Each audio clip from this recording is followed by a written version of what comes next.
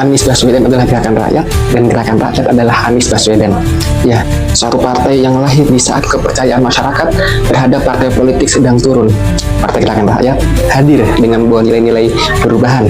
Ada integritas, ada transparansi, keterbukaan, dan juga ada kebersamaan gotong royong. Musyawarah pun juga tidak akan ditinggalkan. Kita lihat seiring berjalannya Partai Gerakan Rakyat, sistem audit partai keuangannya terbuka.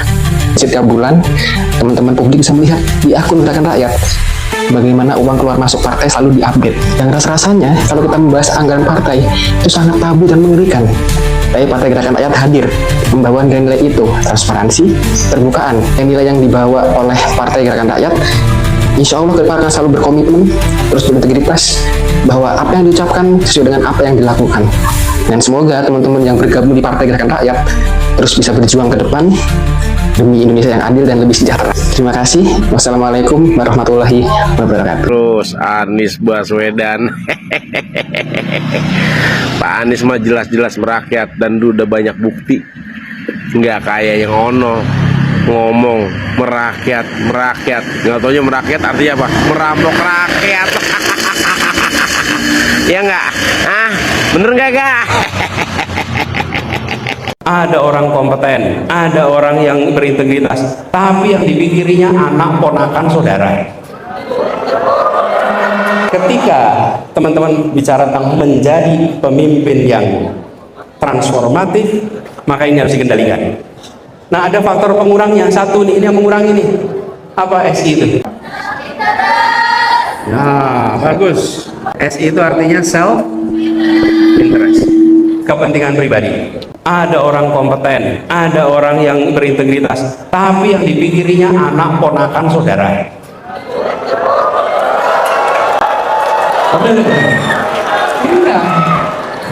Begitu kepentingannya jadi kepentingan diri pribadi, kepentingan keluarga, kepercayaan langsung nih. Tiga ini membuat kepercayaan meningkat, satu ini membuat kepercayaan. Jadi kalau Anda berbicara transformatif, kendalikan SI, kendalikan kepentingan pribadi itu, karena itu yang merusak. Ini contoh nih. Kemudian satu lagi, tapi kalau saya ceritakan yang satu lagi ini agak sensitif hari-hari ini gitu. Tapi saya ceritain aja lah kan ini kan cerita kemarin gitu, pemberian sarapan pagi untuk siswa. Kami mengerjakannya dengan cara dana makan sarapan untuk siswa itu tidak diberikan ke kontraktor. Misalnya nih, sesekolah di Jakarta, di daerah-daerah mau terima, apa yang terjadi? Tipe 3 mengadakannya. Kalau tipe 2 ada 1000 sekolah, kita umumkan 1000 sekolah, lalu perusahaan-perusahaan catering akan tender, lalu nanti mereka memberikan makanan ke sekolah-sekolah tiap pagi. Enggak, yang dikerjakan apa? Dana itu diserahkan kepada sekolah, kepada orang tua. Jadi asosiasi orang tua menyiapkan makan untuk anak-anaknya, diberikan speknya, gizinya seperti ini, kemudian jenis makanannya ini, semuanya ada. Jadi ada petunjuknya, bukan nggak ada petunjuknya. Lalu yang masak siapa? Yang masak ibu-ibu yang paling terampil masak di antara kita. Mereka yang masak, mereka mengantarkan ke sekolah. Apa yang terjadi Ibu sekalian? Semua yang namanya masakan itu selalu jarak meja makan dengan dapur harus pendek. Benar nggak Bapak Ibu semuanya? Semakin jauh jarak antara dapur dan meja makan, semakin banyak masalah yang muncul. Di rumah pun begitu, dapur itu sedekat mungkin dengan ruang makan. Itu prinsip. Ketika dibangun dimasak oleh masyarakat, makanan sampai dengan baik. Dan yang kita tidak pernah bayangkan sebelumnya, kalau soal ownership sudah jelas. Ibu-ibu itu menunya ditambahi dari spesifikasi kita. Kalau per sarapan itu 10.000, bisa jadi ketika dimasak oleh ibu-ibu itu harganya bisa 12.000, bisa 13.000. Udah itu bergilir. Kalau bergilir apa yang terjadi? Yang terjadi, anak-anak itu bilang, ini kalau yang masak Bu Eri lebih enak daripada Bu Anies. Bu Anies panas tuh. Yang giliran besok dia tambahin lagi tuh. Kenapa? Karena muncul pandangan di situ bahwa yang masak itu efeknya apa? Kualitas makin hari makin meningkat karena jadi obrolan. Kalau yang masak ibu itu lebih enak, yang lain nggak mau kalah, muter terus.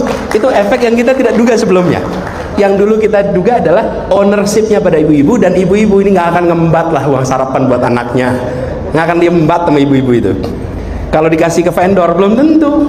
Halo teman-teman, jumpa bersama saya di Kacamata Dangi. Ini sangat keren teman-teman.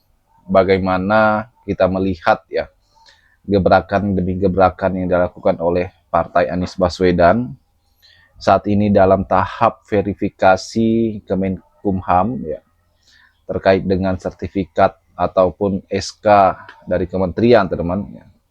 Menurut saya ini sangat keren.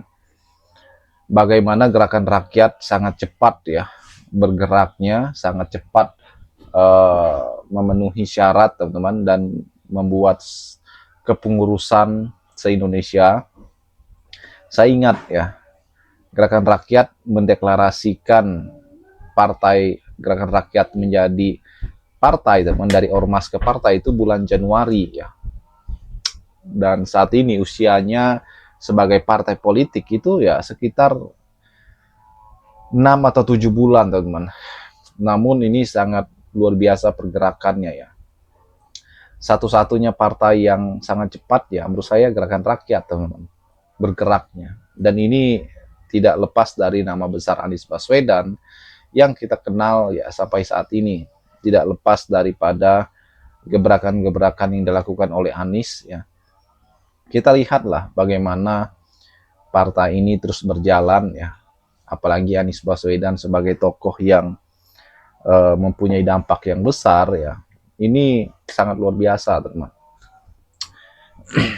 Beliau adalah capres 2024. Andai saja Anies ini menjadi presiden kemarin, saya yakin bahwa ekonomi akan stabil teman-teman. Harga bahan-bahan pokok ya, PHK tidak ada, lapangan pekerjaan pasti luas dan sebagainya. Karena memang Pak Yusril Izzra Mahendra aja teman-teman itu mengakui ya, bagaimana kecerdasan Anies.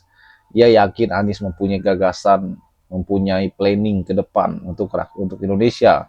Karena Anies adalah orang yang sangat cerdas, cendekiawan, yang sangat profesional teman-teman ya.